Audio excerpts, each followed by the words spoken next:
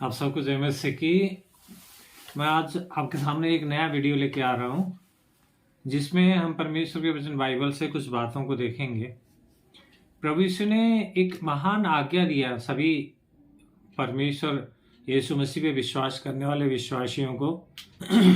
एक आदेश दिया मत्ती उसका 28 अध्याय का 18 से 20 पद में। अगर 3 पद को पढ़ें तो यहाँ पे प्रभु यीशु इस तरह से कहते हैं, तब यीशु ने उनके पास आकर कहा, स्वर्ग और पृथ्वी का सारा अधिकार मुझे दिया गया है, इसलिए जाओ और सब जातियों के लोगों को चेला बनाओ तथा उन्हें पिता और पुत्र और पवित्र आत्मा के नाम से बपतिस्मा दो, और जो जो आज्ञा है मैंने तुम्हें दी है उनका पालन करना सिखाओ, और देखो मैं युग के अंत तक सदैव तुम्हारे साथ हूँ। लेकिन मित्रों, हमारे साथ कई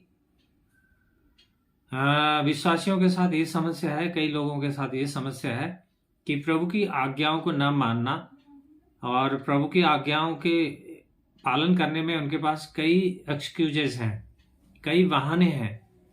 जैसे हम देख सकते हैं कि पुराने नियम में परमेश्वर ने जब मूसा से कहा कि तुम्हें जाना है और इस्राएलियों को दासत्व से छुड़ाने के लिए तुम्हें नेतृत्व करना है।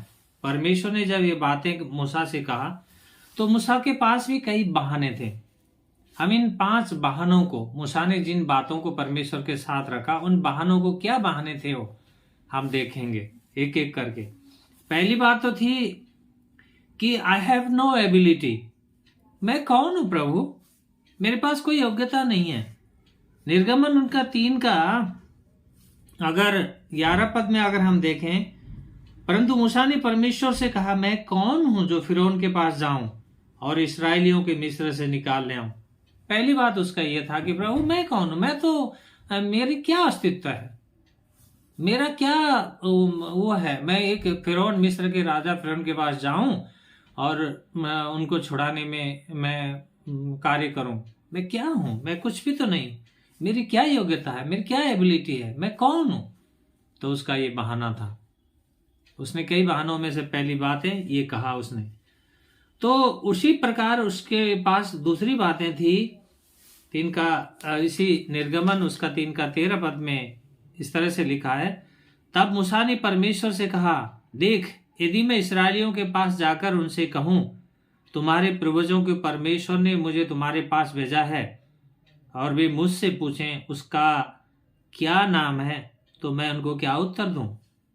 तो दूसरा उसका बात था कि मैं क्या उत्तर दूं, मैं उन्हें क्या उत्तर दूं, मेरे पास कोई मैसेज नहीं है, आई हैव नो मैसेज।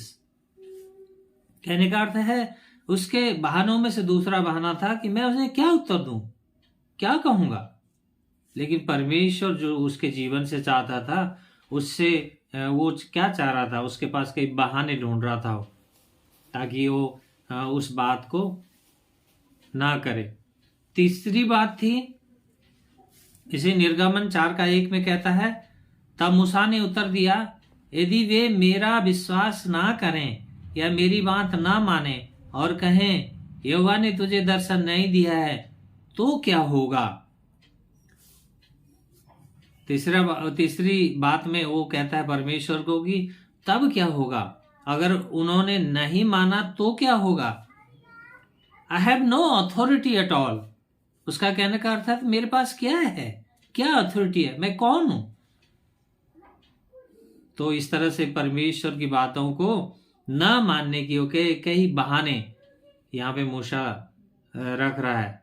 और चौथी बात है इसी निर्गमन उसका 4 का 10 पद में वो इस तरह से कहता है, तब मूसा ने यहोवा से कहा, हे प्रभु मैं तो बोलने में कुशल नहीं पहले था और ना जब से तूने अपने दास से बातें की, क्योंकि मैं तो बोलने में जीव का भद्दा हूं, मैं तो बोलने में कुशल नहीं हूं, आई हैव नो इलोक्वेंस।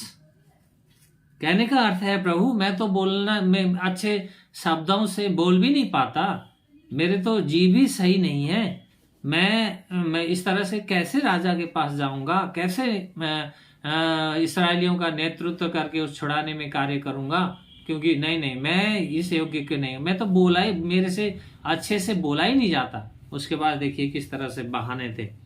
और पांचवी बात में है इसी निर्गमन 4:13 में मूसा परमेश्वर से कहता है, परंतु उसने कहा, हे प्रभु, कृपया अपनी इच्छा अनुसार और किसी को भेज। क्या कहता है वो? किसी और को भेज। आई हैव नो इंक्लिनेशन, पिता मेरी इच्छा नहीं है तो किसी और को भेज दे। तो मित्रों, जिस तरह से पुराने नियम में मूसा ने कई बहाने ढूंढे उस कार्य का नेतृत्व करने से, उस इस्राएली लोगों की दासत्व से निकालने में अगुवाई करने के लिए जो परमेश्वर चाह रहा था कि उसके जीवन से हो, तो उसके पास कई बहाने थे, फिर भी परमेश्वर उसे नहीं छोड़ा। तो मेरा कहने का अर्थ ये है कि जिस तरह से प्रभु यीशु मसीह ने मत्ती उसका 28 अध्याय का जो खंड अभी हमने पढ़ा 18 से लेके 20 पद में, उस खंड में परमेश्वर यीशु मसीह कह रहे हैं कि क्या कह रहे हैं, जाओ क्या करो, चेले बनाओ। चेले बना के छोड़ना नहीं, उन्हें सिखाओ। मैंने जो जो बातें तुम्हें दी है उन्हें क्या करो, सिखाओ, ताकि वो भी क्या करें, उन आज्ञाओं का पालन करें, माने। तो आज हम विश्वासियों के पास भी मूसा की तरह कई बहाने हो सकते हैं। कोई कह सकता है कि नहीं नहीं नहीं नहीं प्रभु, मैं अभी व्यस्त हूं, नहीं नहीं मेरे पास योग्यता नहीं है, नहीं नहीं मैं पढ़ा लिखा नहीं हूं, नहीं नहीं मेरे पास, मैं बहुत गरीब हूं, मैं काम छोड़ नहीं सकता क्योंकि मैं बाहर निकल नहीं सकता। अरे मेरी बातें कौन सुनेगा, अरे मैं इस योग्य नहीं हूं कि कोई मेरी बातों को सुने। तो कई तरह की बातें, कई तरह की बहाने हमारे जीवन में हो सकते हैं। लेकिन मित्रों, परमेश्वर का आज्ञा, अगर आपने प्रभु यीशु को अपना प्रभु और परमेश्वर ग्रहण किया है, आपने उद्धार का अनुभव पाया है अपने जीवन में, आपने अपने जीवन में पाप का प्रायश्चित का अनुभव किया है, आप एक नया विश्वासी हैं, आप एक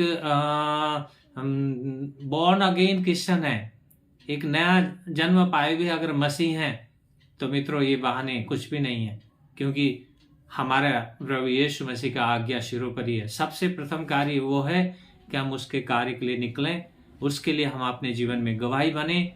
जहाँ भी प्रभु हमें मौका देता है, जहाँ भी प्रभु हमें ले जाता है, उन लोगों के बीच में हम साक्षी बने। मसीह ने आपके और मेरे जीवन में क्या किया है, उन बातों को हम उनके सामने रखें, क्योंकि बहाने हो सकते हैं। जिस तरह से प्रभु यीशु ने दृष्टांत में भी कहा है, बहुत से लोगों के पास बहाने होते हैं। कोई कह सकता है कि प्रभु मैंने तो अभी अभी बैल खरीदे हैं, मैं उनको टेस्ट करूंगा। कोई कह सकता है कि मैं प्रभु अभी मैंने खेत मोल लिया है, मैं देखूंगा। कोई कहेगा कि प्रभु मेरी तो अभी भी शादी हुई है, मैं निकल नहीं सकता। नहीं, इस तरह के बहाने कोई मायने नहीं रखते। हमारे साथ हमारे जीवन में एक बहुत महत्वपूर्ण मुद्दा हमारे जीवन के सामने है, वो है अनंत जीवन का मुद्दा, और वो अनंतता का राजा की राज आज्ञा है। अगर राज आज्ञा को ना मानने का अर्थ समझते हैं आप, क्या हो सकता है? पुराने नियम में और राजाओं के समय में अगर देखें, राज आज्ञा का उल्लंघन करने का मतलब है मृत्युदंड। लेकिन हमारा प्रभु यीशु मसीह मृत्युदंड की बात तो नहीं करता, लेकिन वो हमें आज्ञा देता है कि जाओ, निकलो, चेले बनाओ, सिखाओ, पिता पुत्र पवित्र आत्मा के नाम से बपतिस्मा दो, उन्हें जो मैंने शिक्षा तुम्हें दी है उनका पालन करना सिखाओ। ये बहुत महत्वपूर्ण है। अगर हम यीशु मसीह को अपना राजा, स्वामी, अपना परमेश्वर मानते हैं, तो फिर हमारे जीवन का प्रमुख दायित्व है कि हम उसकी बातों को सुने, हम उसकी इच्छा को पालन अपने जीवन में लागू करने की कोशिश करें।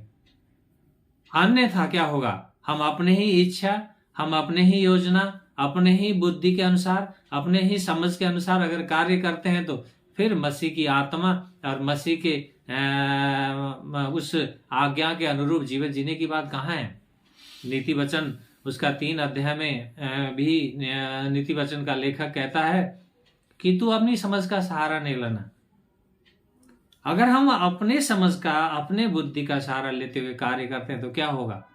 हमारे पास भी कई बहाने हो सकते हैं। नहीं नहीं अभी मेरा समय नहीं है, अभी मैं नहीं कर सकता, अभी मेरा ये करने का समय है, अभी मेरा वो करने का समय है। मित्रों, अगर हम इतिहास में जाएं, इतिहास में मसीही उन जीवन, जो योद्धाओं का जीवन को अगर देखें तो तब हम समझ पाएंगे कि मसीह के लिए अपना जीवन देने का अर्थ क्या हो सकता है। क्योंकि मसीह हमारे जीवन का अगर स्वामी है, अगर हम उसके दास हैं, दास स्लेव अगर हैं, तो फिर हम उसकी अधीनता के अनुसार जिएंगे, हम उसकी आज्ञाओं को पालन करेंगे। अगर हम उसके दास नहीं हैं, हमने अपने आप को उसके चरणों में संपूर्ण रूप से सरेंडर नहीं किया है, उसकी अधीनता को स्वीकार नहीं किया है, तो फिर हम स्वेच्छाचारी हो सकते हैं। लेकिन मित्रों, हमारे जीवन में अगर उसकी बुलाहट को अगर हमने समझा है, अगर उसकी बुलाहट को हमने जाना है, उसकी बुलाहट हमारे जीवन में हमें स्मरण है, तो फिर हम उसकी बातों को अवश्य मानने की कोशिश करेंगे। यीशु मसीह ने हमारे लिए एक उदाहरण रखा है, उसके प्रेरितों ने हमारे सामने एक उदाहरण रखा है। परमेश्वर का वचन हमारे जीवन से आज बात करता है, जीवता परमेश्वर का वचन आज भी हमसे बात करता है। तो फिर हम नींद की अवस्था में या इस संसार के मोह के उसमें नहीं खो सकते। मित्रों, एक बात स्पष्ट करना चाहता हूं कि हम इस संसार से भी मिले रहें और स्वर्ग भी हमारे हाथ से ना जाए। दोनों हाथ में लड्डू नहीं हो सकते, हमें एक को छोड़ना ही होगा।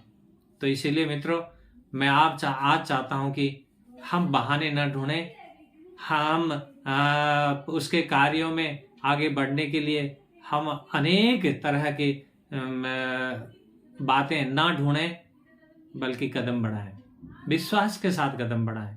क्योंकि परमेश्वर हमारे आपके विश्वास को कदर करता है, कभी अवहेलित नहीं होने देता। क्योंकि परमेश्वर का वचन स्पष्ट करता है, मैं हमेशा तुम्हारे संग हूं। क्योंकि वो छोड़ने वाला परमेश्वर नहीं है, तुम अकेले जाओ मैं बाद में देख लूंगा, नहीं, ऐसा करने वाला परमेश्वर नहीं है। वो तो हमारे संग संग चलता है। इसलिए उसकी इच्छा के अनुसार हम जीवन जिएं, उसकी आज्ञाओं को पालन करें, हम बहाने ना ढूंढें। ये नहीं तो मसीही चरित्र और मसीही जीवन ये नहीं है कि हम बहाने ही ढूंढते रह जाएं। इसीलिए मैं आपसे विनती करना चाहता हूं, अगर आप मसीह हैं, अगर आप एक मसीह पे विश्वास करने वाले, पवित्र आत्मा द्वारा चालित एक विश्वासी हैं, तो आप अपने जीवन में सुस्त ना हो, आप शिथिल ना हो, निंद्रा में ना जाएं, आप जागरूक हो जाएं। पवित्र आत्मा आपको सचेत करता है। तो आज जो बात परमेश्वर पवित्र आत्मा के द्वारा आपके मनों में वो बात कर रहा है, उस वचन को जरूर स्मरण करें, बहाने ना ढूंढें, उसके लिए अपने आप को समर्पित करें। शैतान अपने कार्य करने के लिए कभी सोएगा नहीं, ठीक उसी तरह से परमेश्वर आपकी हमारी रक्षा करने के लिए भी कभी नहीं सोएगा। क्योंकि उसने जो प्रतिज्ञा किया है वो मनुष्य नहीं है कि वो प्रतिज्ञाओं से मुकर जाए, ऐसा नहीं है। हम और आप मुकर सकते हैं, लेकिन उसका वचन कहता है वो कभी भूलता नहीं, कभी त्यागता नहीं, वो अपने प्रतिज्ञा करके कभी भूलता नहीं उन प्रतिज्ञाओं को। हमारा परमेश्वर जिंदा है, हमारा परमेश्वर सार्वभौमिक परमेश्वर है, वो अपनी इच्छाओं को अपने लोगों के जीवन में पूर्ण करने की इच्छा रखता है और करता भी है। तो इसीलिए मैं चाहता हूं कि इस विषय को आप गंभीरता से सोचें, प्रार्थना करें, घुटने टेकें यीशु के पास, और इस विषय को आप गंभीरता से अपने जीवन में सोचें। मित्रों, बहुत जरूरी विषय है ये। हम बहाने न ढूंढें, बहानेबाजी करना छोड़ दें, हम अपने कंफर्ट जोन से बाहर निकलें, तभी तो हम यीशु के लिए गवाही बन पाएंगे। धन्यवाद, आपने इन बातों को बहुत बहुत ध्यान से सुना है। मैं आशा करता हूं इसके ऊपर आप और प्रार्थना करते हुए विचार करेंगे और अपने जीवन में लागू करने की कोशिश करेंगे। Thank you. जय मसीह की।